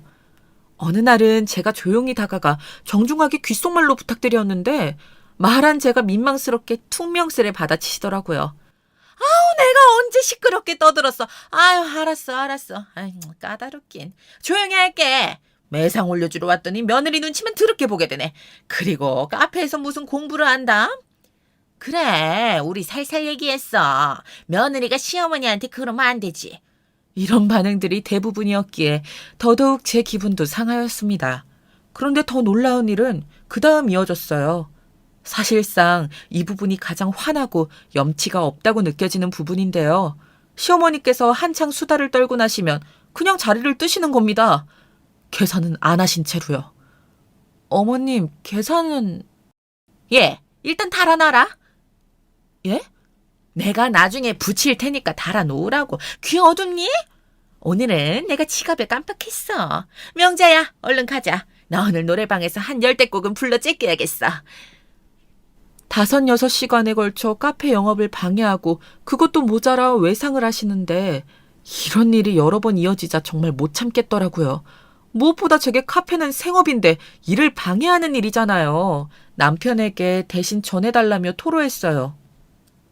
여보, 어머님이 오늘도 가게에서 10만 원치를 또 그냥 공짜로 드시고 가셨어. 아, 정말? 우리 엄마가 또? 아우, 진짜 엄마 왜 그러시냐. 알았어, 내가 처리할게. 남편 역시 이런 이야기를 들으면 괴념쩍고 민망하기 그지없을 겁니다. 어떤 자식이 부끄럽지 않을 수 있을까요? 남편은 그때마다 진심으로 미안해하며 어머니에게 전화를 걸어 그러지 마시라 당부하곤 했습니다. 그런데 시어머니는 참으로 철면피였어요. 내가 뭐 얼마치를 먹었다고 그러는 거야. 나 고작 커피 몇 잔 얻어먹었을 뿐이다. 그걸 받아내려는 걔가 웃긴 거지. 걔는 가족 사이에 그런 걸 다 받아내야겠다니? 정말 쪼잔스럽다. 어머닌 저를 짠순이 그것도 모자라 속 좁은 며느리로 만들고 그것으로 분이 풀리지 않았는지 남편의 동생인 시누이에게도 이 일을 일러바쳐 한창을 제욕을 해대신 것 같았습니다. 다음 날 시누이에게서 전화가 걸려왔거든요. 남편에게는 시누이가 한 명 있었는데 이직이 취미일 정도로 한 직장에 적응하지 못하고 늘 회사에서 사람들과 싸우고 나와 현재는 백수 상태에 머물러 있는 사람이었어요. 늘 불평불만을 입에 달고 사는 사람들 있잖아요. 시누이가 딱 그 짝이었죠. 이런 시누이가 저를 겨냥하며 하는 말에 기가 막히더라고요. 언니도 참 대단해요. 아니, 우리 엄마가 친구들이랑 콧바람 좀 쐴 겸 일부러 먼 언니 가게 찾아가는 건데 그게 그렇게 속상했어요? 엄마가 언니 자랑도 하고 싶고 하니까 찾아가는 거지. 언니 속 좁게 살지 마요. 그러다 벌 받아요. 아가씨, 말 가려하세요. 지금 누구 보고 벌 받는다는 거예요? 거기까지만 했어도 화가 났을 텐데 다음 날 시어머니는 보란 듯이 또 제 가게에 찾아왔더군요. 이번에는 말도 없이요. 예, 자리 좀 내라. 10석 이상. 오늘은 인상 구기지 말고 있으라. 게다가 그날은 다른 곳에서 도시락을 싸우신 건지 냄새가 심한 주먹밥과 김밥을 주섬주섬 대놓고 드시는데 말려도 소용이 없었어요. 그리고 마지막으로 그 쓰레기들을 그대로 테이블 위에 올려놓고 나가려 하시더라고요. 이번엔 안 되겠다 싶어서 말씀드렸습니다.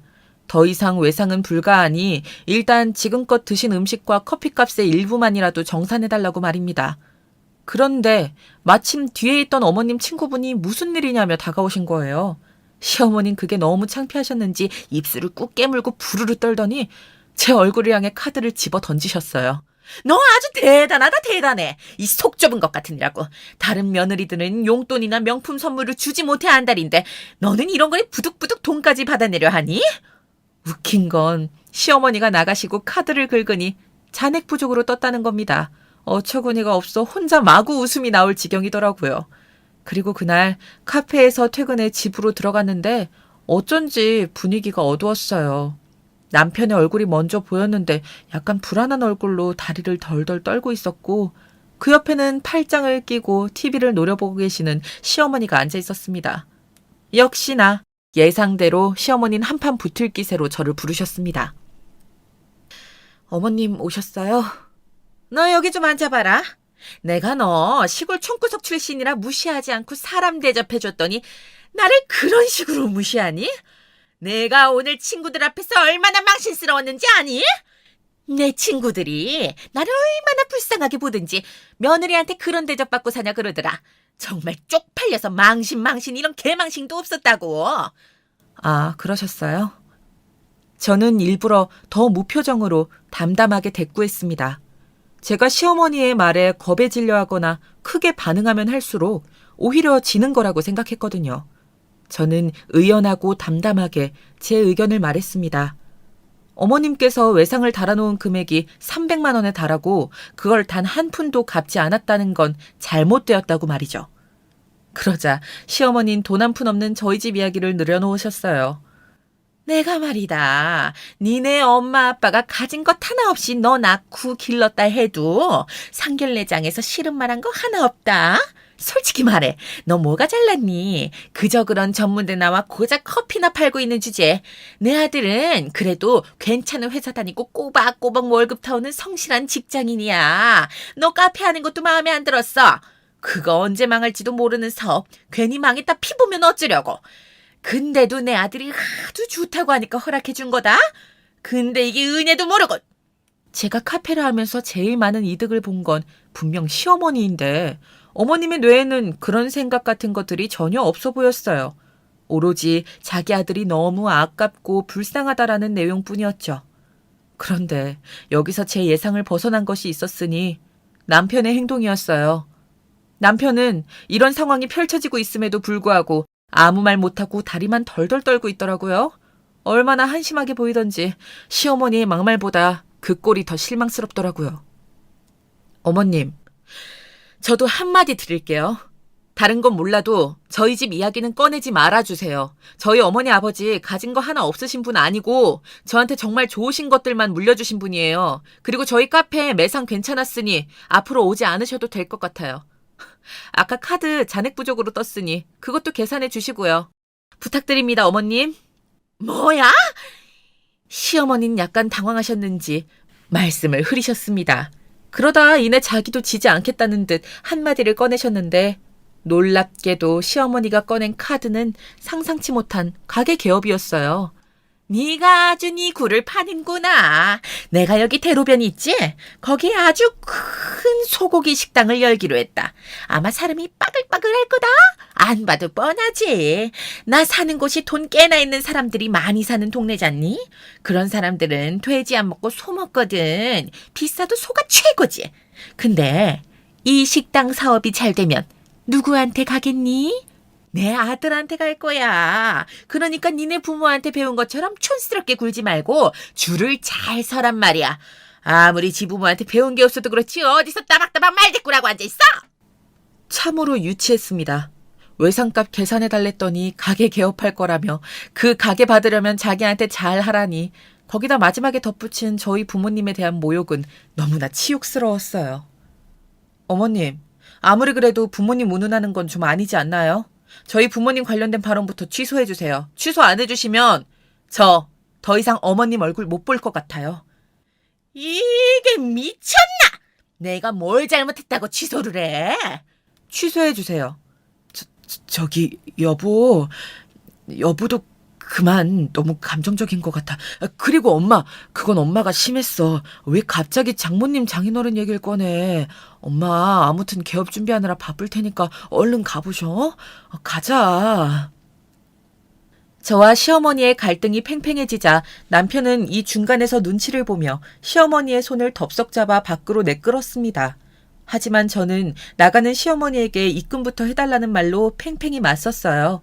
결국 시어머니가 제 머리채를 잡으려 들자 남편이 가로막고 시어머니까지 오신 이후에야 정리가 되기 시작했습니다. 다행히 시아버진 공정하셨습니다. 상황을 들어보시더니 혀를 쯧쯧 차시더라고요. 당신이 그간 며느리 가게에서 외상한 건 갚어. 이 사람이 뻔뻔해도 정도가 있지 이게 먹튀가 아니고 뭐야. 아니, 내가 무슨 먹튀래. 난 그냥 모임을 가진 거예요. 내가 며느리한테 그 정도 호의도 못 받아요? 먹튀. 시어머니의 행위를 정확하게 지칭하는 단어였습니다. 저는 시어머니를 똑바로 쳐다보며 다시금 사과를 요구했고 사과를 해주시지 않는다면 며느리의 호의는커녕 며느리로서 시댁을 찾아갈 일도 없을 거라 말했습니다. 그러자 시어머니는 시아버지와 남편 눈치를 보다 마지못해 사과를 하시더군요. 그래, 사과한다, 사과해. 됐니? 네 부모 잘났다, 잘났어. 근데 너 마음 그렇게 쓰는 거 어디 뭐 되는 일이 있겠니? 있나 보자. 우리 가게 잘 되면 너한테 콩고물 하나 떨어지는 거 없을 줄 알아? 내 아들 돈 감히 탐내지 말아라. 알겠니? 제가 아드님이며 시댁돈 탐낼 그럴 일은 없네요, 어머님. 그러니 걱정 붙들어 매세요. 어른에게 한마디 한마디 말대꾸한다는 게 버릇이 없어 보인다는 건 알았지만 이 이상 시어머니에겐 단 한마디도 지고 싶지 않더군요. 시어머니는 저를 씩씩거리며 노려보았지만 더 무서운 기세의 시아버지의 벼락 같은 불호령에 붙잡혀서 질질 끌려나가셨습니다. 사실 이대로 시어머니 쪽과 연이 끊긴다 하더라도 저는 괜찮을 것 같았습니다. 그런데 시어머니가 나가고 저는 또 한 번 충격을 받고야 말았습니다. 이번엔 남편에게서요. 전번 날 남편이 베란다에서 퇴사란 단어를 꺼내며 통화하는 걸 들었는데 이 일일 줄은 상상도 못했습니다. 조심스레 자신도 엄마의 고깃집에서 일하고 싶단 말을 주섬주섬 늘여놓더라고요. 아니, 사실 나 회사 일이 좀 안 맞았었거든. 그냥 이럴 바엔 엄마 가게 일이나 도우면서 돈 많이 버는 게 낫겠다 싶어서 퇴사한다고 말했어. 뭐라고? 아니, 그걸 왜 이제야 말하는 건데? 남편은 회사에서 승진을 앞두고 있었고 이번엔 저에게 꼭 끝까지 회사를 다니겠다고 약속까지 했었습니다. 왜냐하면 남편 역시 시누이처럼 회사를 자주 옮겨 다니는 버릇이 있었거든요. 아주 남매가 유유상종이었죠. 저는 미리 말을 하지 않은 남편에게 너무나 실망스러웠습니다. 여보, 좋은 면을 봐봐. 우리 가게 진짜 잘 될 거야. 엄마가 진짜 좋은 자리에 가게 자리 잡아놨거든? 자기도 이제 큰 가게 사무소리 듣는 거라고 카페 일 안 해도 돼. 지금 나랑 장난해? 어머님이랑 이 지경까지 왔는데 어머님 덕을 보라고? 남편은 신이나 제잘거렸지만 더 말을 듣기 싫어 문을 쾅 닫고 안방으로 들어가 버렸습니다. 그리고 방 안 침대에 앉아 곰곰이 이 결혼 생활에 대해 곱씹게 되더군요. 부부인데도 불구하고 한마디 상의 없이 일을 저지르는 남편, 친정 부모님에게 막말하는 시어머니, 이 결혼 생활을 계속해도 되는 걸까 하는 생각이 처음으로 아주 강하게 들었습니다. 그날 밤 잠이 안 올 정도로요. 그런데 여기서 시부모님은 모르시는 것이 있었습니다. 사실 저희 엄마와 아빠는 할아버지에게서 물려받은 재산이 상당해 도심에 건물을 몇 채나 가지고 계시는 분이었어요. 요즘은 청소년들의 꿈도 건물주라고 하던데 저희 엄마와 아빠가 바로 그 건물주님이셨어요. 하지만 돈이 많은 사람에겐 반드시 안 좋은 사람들이 따라붙는다는 아빠의 교육 철학에 따라 저나 여동생이나 다른 사람들에겐 철저히 그런 사실을 숨기고 살아온 지 오래였어요. 너희가 돈을 가졌다는 걸 티내면 분명 좋지 못한 목적으로 다가오는 사람들이 생길 거야. 아빠는 우리 딸들이 그런 일을 겪지 않았으면 좋겠어. 또 아빠는 너희가 정말 힘들 땐 집에서 당연히 도움을 주겠지만 경제적인 부분을 자력으로 해내셨으면 좋겠다고 말씀하셨어요. 그게 저희 자매를 위한 길이라 생각하신 거죠. 그래서 저희 자매는 실제로 대학 등록금을 제외한 생활비를 저희 돈으로 해결했어요. 다시 말해 시어머니는 단단히 오해하고 계신 것이었습니다. 그러니 저런 막말도 거침없이 쏟아낼 수 있는 것이었죠. 사람을 돈으로, 심지어 자기의 사돈되는 사람들까지 얕잡아보는 시어머니에게 진절머리가 나더라고요. 그래서 홧김에 저희 집안의 실체를 공개할까 고민했지만 저는 아빠가 주신 교훈을 생각하며 꾹 참았습니다. 그리고 남편에게조차 말하지 않은 채 일단은 이 사실을 계속 숨기기로 했습니다. 분명 언젠가 한 번은 시어머니의 코를 납작하게 만들 일이 있을 거라 생각했거든요. 훗날 저의 선견지명이 어떻게 관통했는진 조금 이따 말씀드릴게요. 아무쪼록 시어머니의 가게 개업 이후 남편은 시어머니 가게로 출근을 하게 되었습니다. 개업발이란 게 있는 건지 소고기 가게는 잘 되는 것 같아 보였습니다. 원래라면 시어머니가 저에게 카페 끝나고 나와 가게 일을 도우라 재촉했겠지만 그럴 수가 없었어요. 그 사이 저희 집안엔 두 가지 일이 생겼는데요. 바로 제가 임신을 하게 된 것이 그 첫 번째였어요. 임신 초기였기 때문에 무리한 식당 일은 할 수가 없었죠. 전 내심 시어머니와 마주치지 않아 기뻤습니다. 그리고 집안에 생긴 두 번째 일은 엄마께서 허리가 원래 안 좋으셨는데 농사일을 하시면서 더 안 좋아지셨는지 치료를 받기 위해 서울로 올라오신 것이었어요. 당연히 서울에 있는 병원에 다니시기 위해 여기 머무르셔야 했고요. 아니야, 김서방이 불편하지. 나는 그냥 호텔이나 이런 곳에 머무르면 돼. 엄마, 그게 무슨 말이야. 내가 오랜만에 온 엄마도 제대로 내 집에서 대접 못 해줘요? 동생도 지방에 살고 엄마를 호텔에 가시게 하는 건 내가 마음이 불편해. 엄마는 저희 남편에게 민폐를 끼치게 하는 일이 될까봐 처음엔 굳고 사양하셨는데요. 제 설득으로 머무르게 되셨습니다. 전 엄마가 최대한 편히 지낼 수 있도록 베개도 매일 세척하고 엄마가 좋아하시는 촉감의 이불도 준비하며 잠시나마 이 짧은 모녀간의 시간을 즐기려 했던 것 같습니다. 그간 시어머니와의 갈등으로 많이 지쳐있기도 했고 저도 엄마에게 이런저런 이야기를 하며 스트레스를 풀고 싶었거든요. 그런데 저희 엄마가 집에 있다는 소식을 듣자마자 갑자기 득달같이 시어머니에게서 전화가 걸려왔더군요.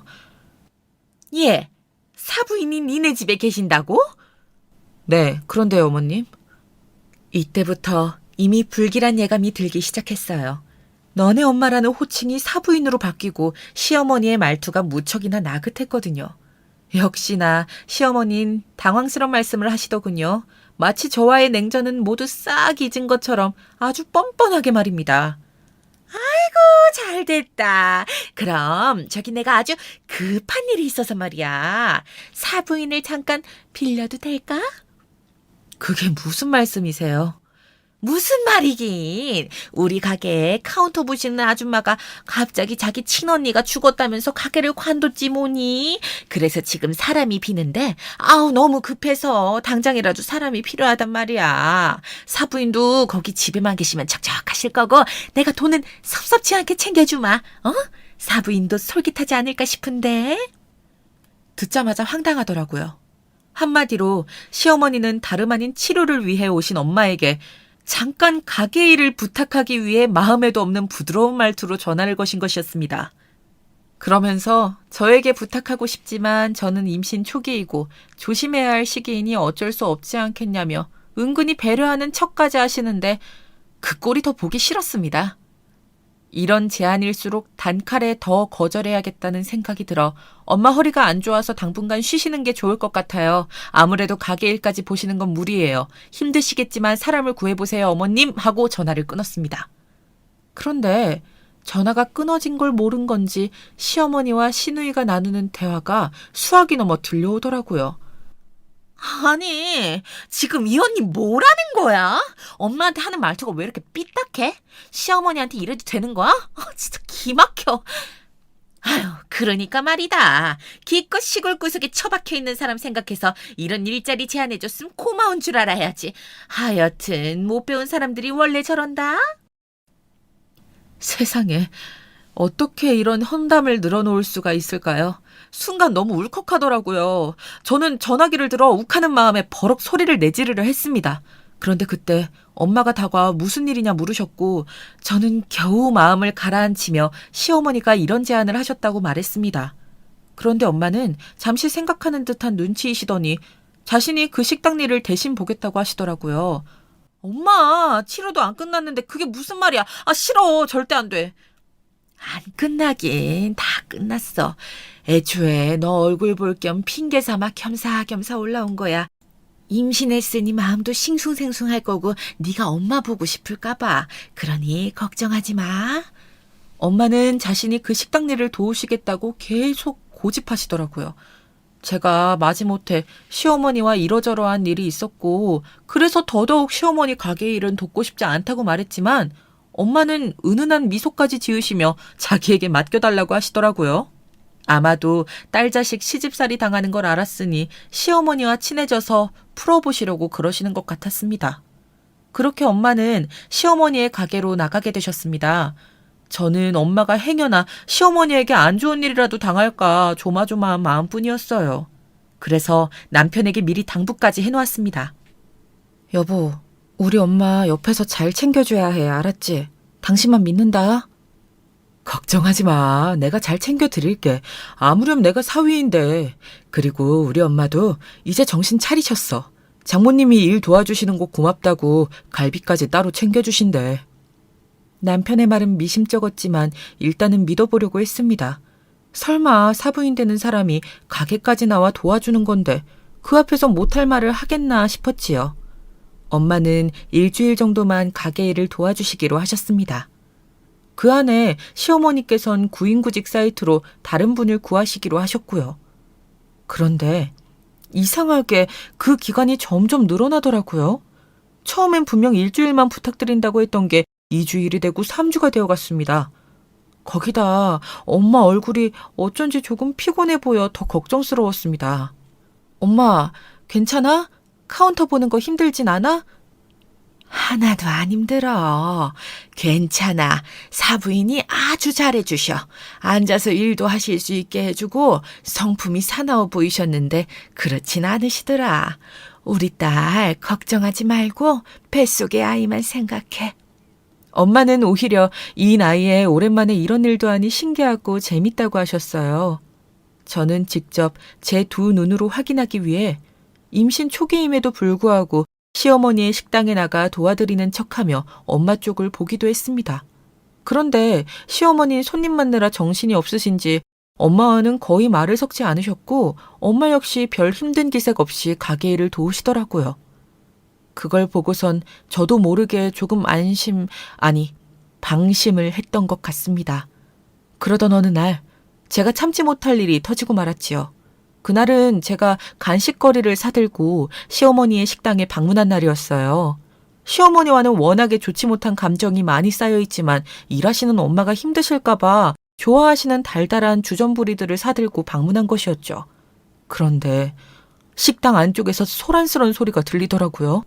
무슨 일인가 싶어 서둘러 달려가 봤더니 시어머니의 목소리가 쩌렁쩌렁 가게 안을 울리고 있었습니다. 이 도둑년이 감히 사돈돈을 훔쳐가? 어디 훔쳐갈 게 없어서 내가 돈 챙겨주겠다 했어? 안 했어? 아니에요. 제가 왜 그랬겠어요. 진정하세요, 사돈. 엄마는 시어머니에게 뺨을 맞은 듯 한쪽 뺨을 부여잡고 바닥에 엎어진 채 시어머니를 올려다보고 있었고 옆에 있던 남편은 안절부절 못한 채 머리만 쥐어뜯고 있었습니다. 그때 시어머니가 절 발견하곤 곧바로 저에게까지 손가락질을 하며 고래고래 소리를 지르더라고요. 예, 네 엄마가 내 가게 돈을 훔쳤다. 가게 시제가 안 맞아서 돈을 세고 또 세봤는데 아무리 세봐도 돈이 안 맞잖아. 너 이거 어떻게 물어낼 거야, 어? 당장 내 돈 물어내. 애미가 훔쳤으면 딸년이라도 그 돈을 갚아야지. 시어머니는 이럴 줄 알았다면서 배운 게 없는 촌구석 사람들을 사돈이랍시고 믿고 쓴 게 자기 잘못이라는 말도 서슴지 않았습니다. 제 입에서 고운 말이 나가지 않았습니다. 너무 화가 나 손이 벌벌 떨리고 차갑게 마음을 가라앉히려 했지만 소용이 없더군요. 왜 저희 엄마 의심하세요? 증거 있어요? 증거가 없긴 왜 없어? 네 엄마 말고 카운터 본 사람이 또 있니? 너 카페에서 내가 공짜로 커피 먹는다고 돈 내놓으라고 했을 때부터 알아봤다. 돈이면 혈안이 되어 있더니 네 엄마도 아주 너랑 똑같아. 집구석이 전부 돈에 눈이 멀었어. 이제 보니 집안 내력이었구나. 그때 시어머니의 말을 듣는 순간 눈물을 흘리며 훔치지 않았다고 하시는 엄마와 아무 행동도 못하고 있는 남편이 겹쳐 들어오며 눈이 돌아갔습니다. 저는 곧바로 시어머니 보는 앞에서 일을 저질러 버렸습니다. 바로 남편 머리채를 잡고 소리친 것이죠. 네 엄마 교육 똑바로 시켜 죽기 전에! 그리고 내가 증거 잡아낼 거야. 만약에 저희 엄마가 훔치지 않았다는 게 입증되면 어머님도 각오하셔야 할 거예요. 저게? 내가 지금 네 엄마 112에 신고 안 해주는 것만으로도 감사해야 할 판에 정신이 나갔나? 저는 시어머니의 모든 말을 무시한 채 엄마를 끌고 정신없이 가게 밖으로 나왔습니다. 오직 딸을 생각해 가게에서 열심히 일했을 엄마를 생각하니 가슴이 더 아파왔습니다. 심지어 시어머니의 만행은 이게 끝이 아니었어요. 엄마는 저를 생각해 말하지 못했던 것들을 그제야 하나씩 털어놓으셨어요. 시어머니가 손님들 보기 좋게 항상 웃고 있으라고 한 것, 조금이라도 표정이 굳어있거나 힘든 기색을 내비추면 와서 웃으라고 소리를 지른 것, 거기다 이 사실을 저에게 이야기하면 임신한 딸 이혼시킬 거라고 입단속 잘하라는 경고까지 했다고 합니다. 저는 너무 화가 나 엉엉 울며 아빠에게 전화해 이 일을 털어놓았습니다. 뭐? 네 엄마가 그런 일을 당했다고? 이런 정신이 썩어도 한창 썩어 문드러진 것들. 당장 서울로 올라가마. 아빠는 바로 서울로 올라오셨고 저희는 집안에 모여 무거운 분위기 속에서 한참을 침묵하고 있었어요. 그 누구도 쉽사리 입을 뗄 수 없을 만큼 무겁고 심각했어요. 전 엄마에게 깊은 죄책감을 느끼고 있었고요. 그런데 그때 엄마가 이런 말씀을 하시더라고요. 네 시어머니 이상한 게 한두 가지가 아니었어. 밤에 네 남편까지 일부러 일찍 퇴근시키고 친구들을 가게로 부르더라고. 그리고 무슨 짓거리를 하는진 모르겠지만 다음날 가보면 아주 식당이 엉망이었다. 그러면서 나한텐 절대 바깥 사돈한테 말하지 말라고 그러더라고. 어? 친구들을 부르셨다고? 가게로? 그때 불현듯 전에 남편이 말해주었던 시어머니에 대한 추문이 스쳐 지나갔어요. 시어머니께서 예전에 한창 친구들끼리 하는 내기 도박을 즐겼다는 이야기가요. 어느 날 시아버지가 우연히 그걸 알아채어 그만두지 않으면 이혼이란 얘기에 겨우겨우 그만두셨다고 했죠. 하지만 한번 도박을 시작하면 영원히 끊지 못한단 말이 있죠. 시제가 맞지 않는 것과 시어머니가 대놓고 저희 엄마를 도둑으로 몰아가신 데엔 이유가 있을 게 분명했습니다. 자신이 가게 돈을 빼돌려 놓고 일을 저지른 게 뻔했어요. 여기까진 제 추측이었지만 확실한 증거가 필요했어요. 언니, 내가 도와줄게. 엄마가 그런 일 당했다는 거 들었어. 우리 집 돈 많아서 좋은 게 뭐야? 이럴 때 써야지. 가게 CCTV는 언니 시어머니가 아마 다 지웠을 것 같아. 일단 내가 아는 사람 통해 손 써볼게. 손을 내밀어준 건 동생이었어요. 동생은 자신이 아는 업체를 통해 증거를 잡겠다고 했고 저희 가족은 간절히 그날을 기다렸어요. 그리고 동생이 건넨 USB를 확인한 결과 생각보다 더 추악하고 기막힌 광경에 허탈한 웃음이 나올 지경이었죠. 시어머니가 저희 엄마를 내쫓고 난 이후 식당에서 벌어진 일들을 촬영하고 녹음한 USB였는데요. 저는 캡처본을 촬영하여 곧장 식당으로 향했습니다. 가는 내내 웃음이 절로 지어지더라고요. 먼저 미리 찍어놓은 영상 캡처본들을 시아버지 앞에 보여드렸습니다. 시아버진 보시자마자 같이 온 저희 엄마와 아빠를 향해 털썩 무릎을 꿇으셨어요. 이거 죄송해서 어떡합니까? 저희 집사람이 아주 큰 무례를 저질렀네요. 정말 죄송합니다. 사부인에게 어떻게 정신적 피해 보상을 해드려야 할지. 시아버지의 진심 어린 사과에 엄마와 아빠는 정중하게 모르신 일이니 시부의 잘못이 아니라고 말씀하셨어요. 저 역시 시아버지께선 지금껏 저에게 악의 없이 대하신 걸 알기에 용서해드렸습니다. 그런데 호랑이도 제 말하면 온다고 때마침 경쾌한 풍경 소리가 들리더니 남편과 함께 시어머니가 가게에 도착했더라고요. 시어머니는 벌컥 화를 내더군요. 이 도둑년들이 여기가 어디라고 찾아와? 얘, 너 내 아들이랑 이혼은 각오하고 온 거지? 네가 아무리 내 손주를 뵀다 해도 나는 도둑년 딸이랑은 절대 상종 못한다. 시모는 적반하장으로 이혼을 강요하고 나섰습니다. 같이 온 남편 역시 멀뚱멀뚱 지켜보고 있더라고요. 저런 걸 데리고 지금껏 결혼 생활을 유지했다니 천추의 한이었어요. 전 시모에게 바로 반격을 해드렸습니다. 준비한 자료들을 몽땅 공개하면서 말입니다. 가게에서 남자 끼고 내기 도박하고 즐거우셨겠어요. 뭐야? 이미 시어머니는 뭔가 걸렸다고 생각했는지 당황한 티가 역력했습니다. 그런 시어머니에게 전 불 꺼진 가게에서 내기 도박을 하는 시어머니 모습이 담긴 사진들을 보여주었어요. 안색이 하얗게 질리는 걸 보니 저절로 미소가 지어지더군요. 남편 역시 이게 뭐냐며 입술을 파르르 떨며 체온말 쳐다보더군요. 시어머니는 입을 꾹 다물 뿐 아무 말도 하지 못했습니다. 여기서 끝이 아니에요. 제가 좀 더 정확한 증거를 가져왔거든요. 기대하셔도 좋아요. 그리고 마지막 무기로 쓰려 했던 녹음 파일까지 재생했습니다. 한 여자의 경박한 웃음소리와 함께 음침한 말이 울려 퍼지자 시모도 남편도 머리를 숙이고 있던 시아버지까지 경악할 수밖에 없었지요. 내가 누명을 아주 잘 씌워놨지. 걱정 말어. 우리 바깥 양반은 알래야 알 수가 없으니까. 그러고 보면 내가 머리하는 기똥차게 잘 굴러가.